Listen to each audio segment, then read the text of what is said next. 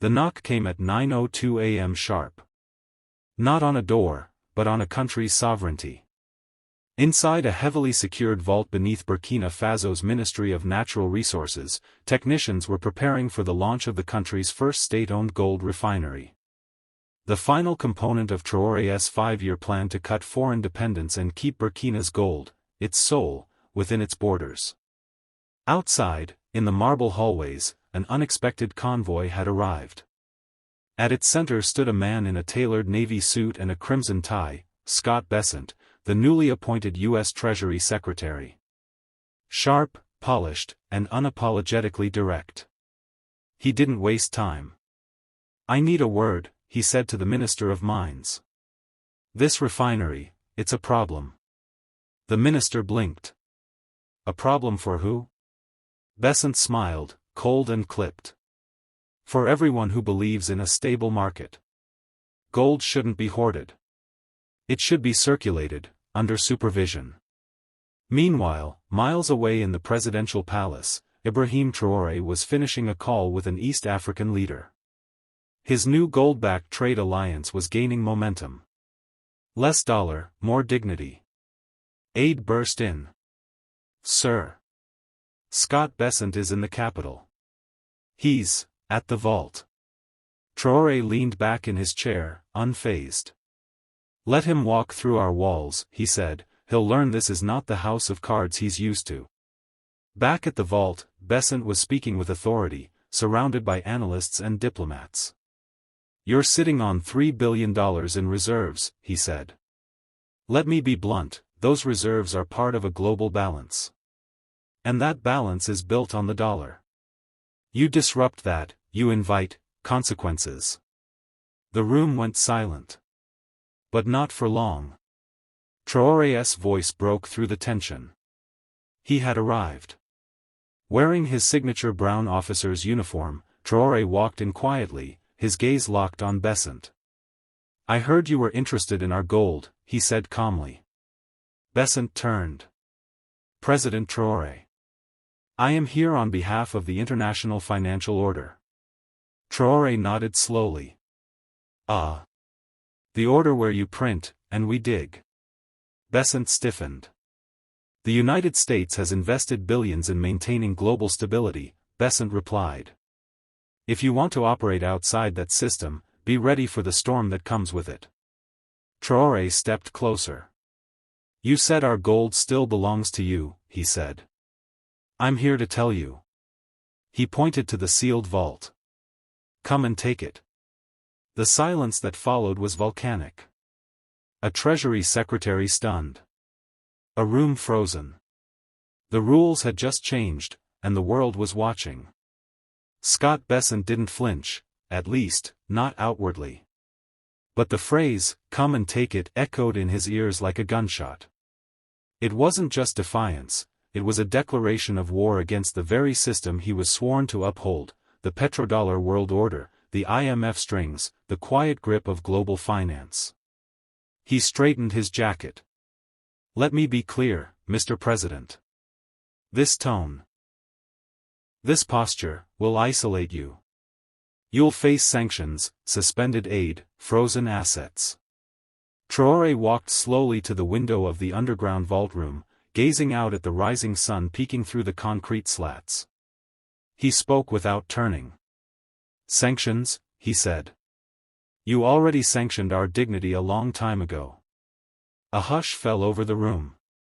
"We are done trading gold for debt," Traoré continued. "Done sending wealth to the West and begging for loans in return. Burkina Faso is not a branch office of your treasury." Bessent crossed his arms. "Then enjoy the consequences. Your trade partners won't touch you if the U.S. blacklists your gold." Traoré finally turned, his voice lower, but harder. "They will. Because they're tired of asking for permission to breathe." That evening, the news broke across financial outlets worldwide. Breaking: Burkina Faso refuses U.S. Treasury demands, continues gold nationalization program. At the White House, National Security Advisor Paul Rinaldi slammed a folder on the Situation Room table. We told them this would happen if we let Traoré grow unchecked. Now he's openly daring the Treasury on global TV. President Biden leaned forward. Options? We freeze their accounts. Cut IMF ties. Pressure neighboring countries. And what about military leverage? Too risky. Russia and China are circling. The pressure mounted. Meanwhile, in Ouagadougou, Traoré's advisors gathered for an emergency night session. This could break us economically, said Finance Minister Aissata Sawadogo. Our reserves are limited. If swift access is blocked, we lose the ability to pay for imports. Traoré listened silently, fingers steepled. Then he said, let them freeze us. It will show our people that what they call international community is just a club for empire. Then what's our next move? Someone asked. Traoré stood. We break the illusion. Tomorrow, I'll address the nation, and the world. Not as a beggar. As a man who owns what's under his feet. The next morning, cameras were set. Flags unfurled. The speech was already being broadcast before Traoré even reached the podium. Besant was watching from the U.S. Embassy, his phone buzzing with calls from D.C. And then, Traoré appeared on the screen. Calm. Firm. Unapologetic. We have been told our gold belongs to others. That freedom is a product with a price tag. Today, we say, no more. Our land, our wealth, our rules. Burkina Faso bows to no one.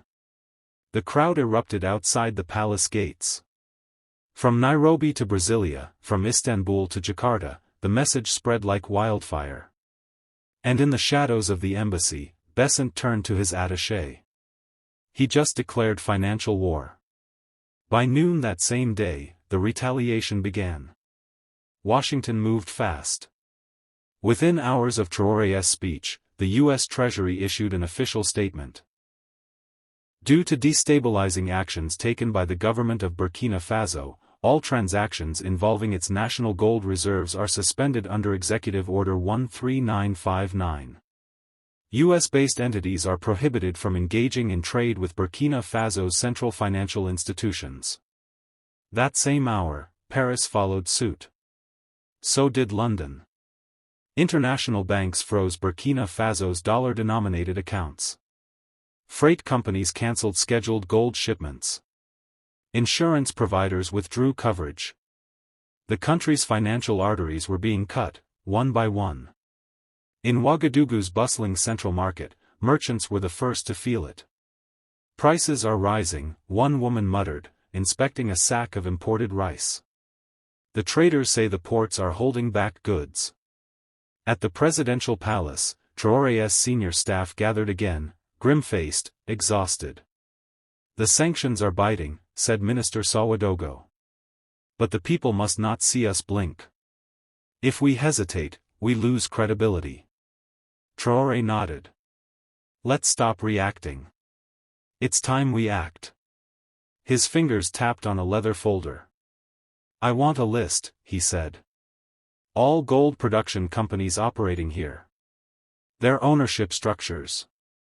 Who profits? Who exports? Who evades?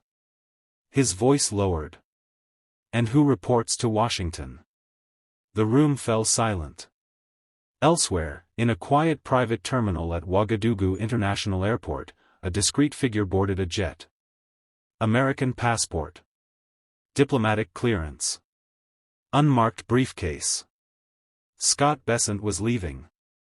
But not before giving one final message to the U.S. Embassy. He's not just defiant. He's dangerous. He's lighting a fuse under the entire system. You stop him now, or you lose Africa. Back in Burkina Faso, a storm was forming, political, economic, and psychological. But Traoré was unmoved. He called a meeting with small-scale miners. Dozens of them, gritty hands, sun-worn faces, were ushered into the presidential courtyard. You're the soul of this country, he told them. Not the banks. Not the foreign investors. You. He opened the leather folder. We're building a new national gold reserve. It won't sit in Swiss vaults. It will stay right here, in the earth, or in our hands. He paused. You'll be paid fairly. No middlemen. No foreign pricing. Burkina gold for Burkina's future. Applause broke out, not out of politeness, but from something deeper. Pride. Ownership. Later that evening, Traoré stood alone on the roof of the palace. The skyline of Ouagadougou flickered below. The stars above burned like scattered embers. His aide approached. Sir, are you sure about this path? The world is turning against us. Traoré turned slowly. Then let it turn, he said. We're not here to follow the world. We're here to rebuild it. And far away, in Wall Street boardrooms, a new phrase began circulating. The Traoré effect. Unpredictable. Uncontrolled. Unapologetic. A week passed. Burkina Faso was still standing, but barely. Fuel reserves dropped. Imported medicine shipments were stalled at the borders. The black market was booming. And through it all, President Ibrahim Traoré stood unshaken, publicly, at least. But in the palace war room, maps were spread out. Satellite images. Dotted routes. Patterns of movement. Defense Minister Ouattara pointed to the northern border. American drones have been flying lower. Longer. That's not surveillance. That's pressure. And this? Traoré asked, gesturing to a cluster of circles near a mine in Seganiga. Private security. Wagner? Maybe. But some chatter says former Blackwater operatives, now under another name. Mercenaries, Traoré said flatly. Yes. And they're not here to watch. They're here to move something, or stop something from moving. Traoré narrowed his eyes. Weapons or gold? Could be both. He leaned forward. We need to move before they do. That same night, a convoy of 15 trucks left a secure gold facility under the cover of darkness. Escorted by elite units loyal only to Traoré, their destination was a newly built underground vault in the Bobo-Dioulasso region. No coordinates were shared digitally. Only 3 men in the country knew the full route. 2 hours into the drive, near Baromo, the lead truck stopped. A tire had been punctured, not by accident, but a spike strip. Ambush. Gunfire erupted. Contact front. Burkina Faso's elite responded swiftly. They pushed through, returning fire, flanking from both sides. When the dust settled, 3 attackers lay dead. One was unmasked. An American. Back in Washington, the White House press secretary dodged questions. We have no knowledge of any direct military involvement in West Africa. But in a Senate Intelligence Subcommittee meeting behind closed doors, the tone was different. We underestimated him, Besant said via secure video link. Traoré didn't just nationalize gold. He's militarizing it. Senator Graham leaned forward. What does that mean exactly? It means he's weaponized economic independence. If others follow, Mali, Niger, Chad, we lose our grip on an entire region. And the response? Besant's face was grim. We need a narrative shift. Paint him as a threat. A dictator. A destabilizer. And if that doesn't work, we might need someone inside to do what bullets couldn't. Meanwhile, in Ouagadougou, the national gold vaults were full, for the first time in decades. Traoré stood before them, surrounded by engineers, miners, and guards. This is not just metal, he said. This is memory. Resistance. A message to every child born here: you were not born poor. You were robbed. The room fell quiet. We take back what is ours, he said. And if they come for it again. He placed his hand on the gold bar. They'll find we've learned to fight with more than weapons. 3 weeks into the sanctions, the world expected Traoré to fold. But something unexpected was happening. Rather than collapse, Burkina Faso was adapting. Across the Sahel, regional partners like Mali and Niger began quietly rerouting trade channels to Ouagadougou. Russian advisors offered technical assistance. Even Turkey sent a discreet delegation. And then came the offer that made everyone in the palace freeze. A private jet from Qatar landed under diplomatic secrecy. Aboard, 3 men. 2 were economic envoys. The third, David Marcus, a former J.P. Morgan executive turned global consultant with links to multiple intelligence services. In the palace conference room, Traoré sat across from them, hands folded. His eyes didn't blink once as Marcus leaned forward. "Mr. President," he said smoothly. "No one wants this to escalate further. My clients are ready to negotiate. Full restoration of access to global systems. In exchange, you agree to a structured gold partnership, shared oversight, gradual reintegration." Traoré said nothing. Marcus smiled, opening a tablet. Charts, projections, smiling Western diplomats. "We're not asking you to give up your gold, Mr. President. Just to share it responsibly. The world runs on trust." Traoré finally spoke. "Whose world?" Marcus blinked. "The global." "You mean your world? The one built on invisible chains." "I'm not asking to sit at your table. I'm flipping the table over. You'll be isolated." "No," Traoré said quietly. "I'll be sovereign." After the meeting, Marcus was escorted back to his jet. But his departure was not without consequence. That evening, Traoré convened his inner circle. "That wasn't a negotiation," he said. "It was a warning in a suit." "What's our move?" asked Defense Minister Ouattara. "We expose the deal publicly. Let the people see what their offers look like. No more backrooms. From now on, we fight with light." Across Burkina Faso, social media lit up as Traoré released footage of the meeting. Clips of Marcus saying, "Just share it responsibly," were spliced next to images of colonial exploitation. #OurGoldNotYours began trending across West Africa. Then across African diaspora communities in the US, France, and Brazil. Suddenly, what was a national crisis became a global story of resistance. In a Manhattan boardroom, Scott Bessent watched it all unfold on a tablet. "Damn it," he muttered. His advisor looked up. "It's not just about gold anymore." "No," Bessent whispered. "Now it's about who controls the story." Traoré had changed the terrain of battle. Not with tanks. Not with treaties. But with truth, and just enough fire to make the world sweat. News of the leaked negotiations exploded across the globe. In Paris, protesters clashed outside the Ministry of Foreign Affairs. In Atlanta, college students held placards that read, "Burkina's gold, Burkina's rules." And in Ouagadougou, Traoré made his boldest move yet. He called for an international conference.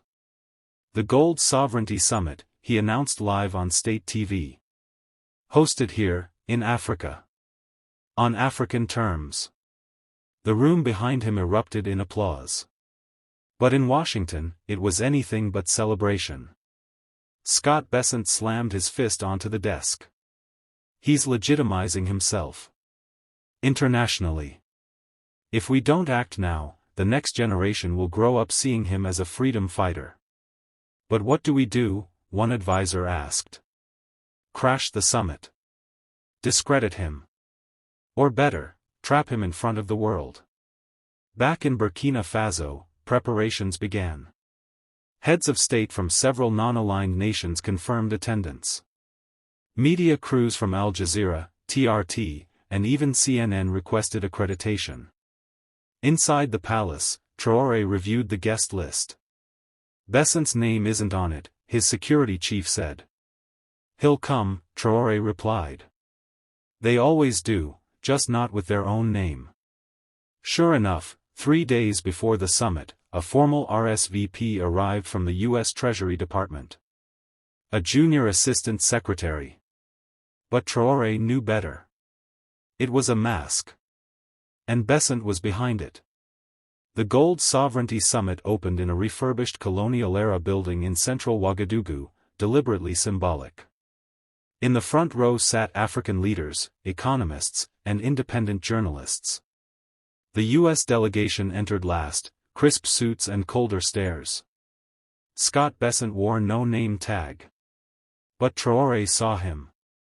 Smirked. Then, as the cameras rolled, Traoré stepped to the podium. For decades, gold has flowed out of this continent. Shipped in silence. Processed in foreign capitals. Sold on foreign exchanges. And we, its owners, were left with empty vaults and broken promises. He paused, then turned toward Besant's row. That era is over. Today, we reclaim what's ours, not just the resource, but the right to define its value. The crowd erupted. And if anyone believes we can't manage our own wealth. He looked directly at Besant.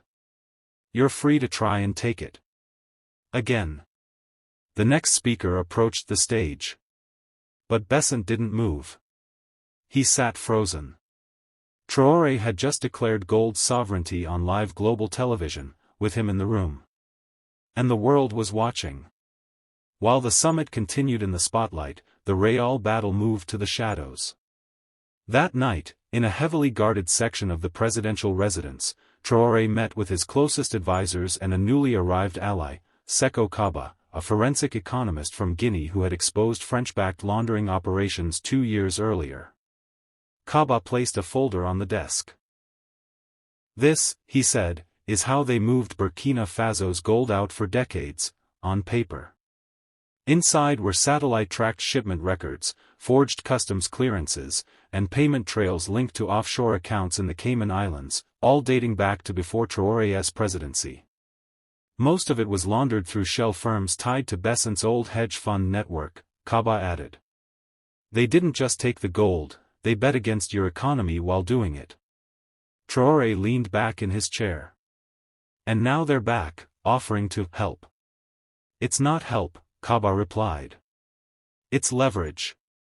The next morning, a secret meeting was scheduled. Traoré, Kaba, the national prosecutor, and a team of cybercrime experts. Their plan? To issue international warrants for 5 executives currently attending the summit, individuals directly tied to the laundering web. If we arrest them now, said Ouattara, it'll be war. No, said Traoré. It will be justice, and a warning. Then we'll need proof strong enough to withstand international court, Kaba replied. We already have it, Traoré said calmly. I've been waiting for this moment. At 2 p.m. the following day, mid-summit, the national prosecutor held an emergency press conference. Before cameras from around the world, she declared. Burkina Faso is issuing arrest warrants for financial crimes and unlawful enrichment, involving foreign nationals and corporations.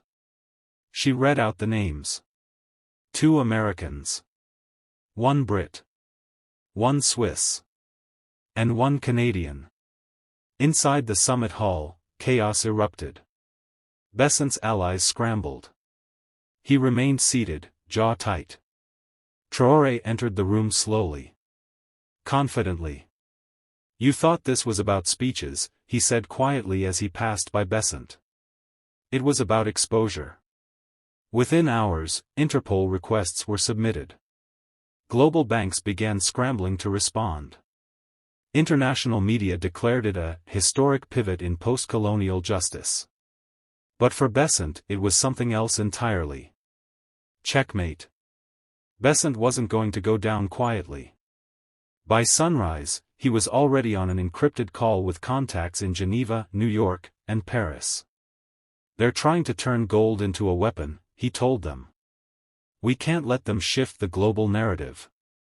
He proposed a counter-strategy: crash the CFA franc, the regional West African currency still partially tied to French reserves. If their economy collapses, their summit collapses with it. The markets responded within hours. A sudden flood of suspicious sell orders hit West African financial markets. Burkina Faso's bonds were downgraded overnight. But Traoré saw it coming. Let them play their game, he told his finance minister. Then we play ours. That evening, in a nationally televised address broadcast live to millions, Traoré made a bold announcement. Effective immediately, Burkina Faso will begin transitioning to a gold-backed digital currency. Backed by real reserves, not foreign promises. The crowd outside the palace erupted in cheers. This currency, he said, will be independent, incorruptible, and untouchable. Inside the summit, journalists swarmed the U.S. delegation.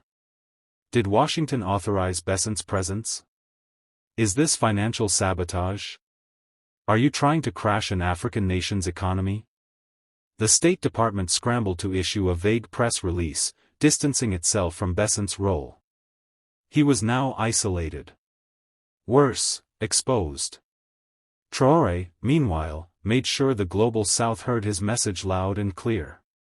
He invited Brazil, India, and Turkey to participate in the new financial platform.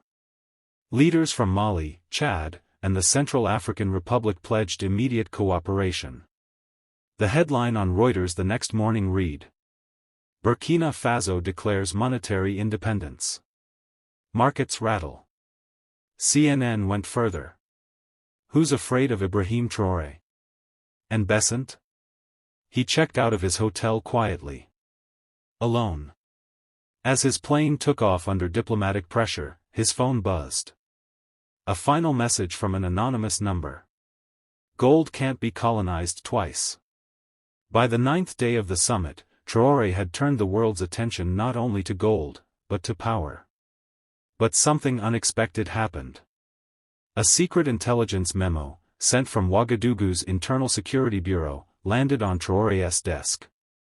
It read: Intercepted message suggests a private envoy from the IMF is meeting with Besant tonight. Possible backchannel deal to undermine summit decisions. Traoré didn't flinch. He looked at Maurice Sankara, his trusted national security advisor, the man who once opposed him, and nodded. Let them come.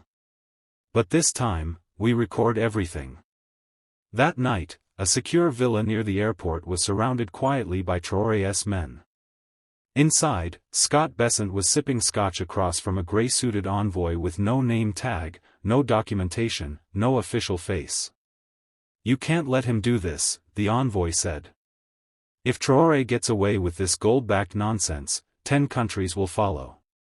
We need you to push a counter-narrative. Use your media contacts. Play the instability card. Besant hesitated. Last time I tried that, I got burned. Then let us help you finish it this time. The conversation was recorded, audio, video, timestamps. The next morning, the footage was leaked. Al Jazeera, BBC, African Union TV, Twitter, Telegram. One by one, headlines blazed. IMF caught trying to sabotage African gold independence. Secret footage links Western officials to economic warfare. A media storm erupted. Even the New York Times couldn't ignore it. Meanwhile, Traoré stepped before a crowd of 100,000 in central Ouagadougou. They thought they could trap us. But we showed the world who still plays dirty. He didn't need to raise his voice. The world was already listening. Scott Besant had disappeared from public view. The IMF denied everything. But it was too late. Across African capitals, leaders began cutting new deals with each other, in gold, not dollars. And for the first time in decades, global finance had to pause and ask. What happens when Africa stops asking, and starts telling? The world had changed. And so had the room. A month after the scandal broke, Ibrahim Traoré stood at the newly inaugurated Gold Exchange Summit in Ouagadougou. Behind him, flags of 17 African nations waved. At his side stood officials from Brazil, India, even Turkey. But it wasn't just the allies that made this moment historic. It was what sat on the table in front of them, 10 gleaming gold bars, each stamped with a new seal, Sovereign Mint of West Africa. The room was silent. Then Traoré stepped forward and spoke. This gold does not belong to France. It does not belong to Wall Street. It belongs to our people. For centuries, our resources were taken, our voices silenced, our leaders bought. No more. He held up one of the bars with both hands. Not as a weapon. Not as a trophy. But as a promise. Back in Washington, Scott Bessent was subpoenaed for private testimony. Investigations had begun. So had panic among currency markets. The dollar dipped. Gold soared. And a movement was born. From Mali to Zimbabwe, leaders began discussing new economic paths, free from the IMF, outside of SWIFT, independent of Paris. They called it the Traoré Doctrine. Later that evening, as the crowds emptied from the square, Traoré and Maurice Sankara walked together beneath the quiet sky. "Do you think they'll try again?" Sankara asked.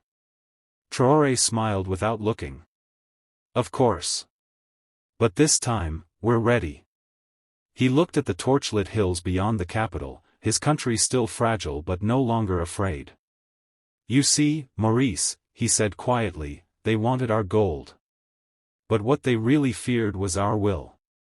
They thought gold was just a commodity, something to be bought, sold, and hoarded.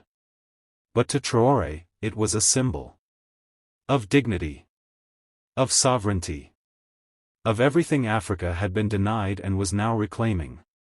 Scott Bessent came with arrogance, with the weight of old empires behind him.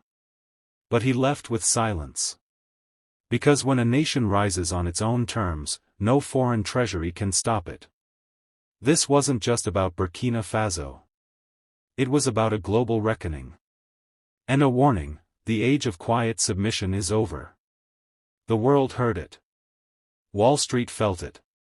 And the next time they say, that gold still belongs to us, they'll remember Traoré's answer: come and take it.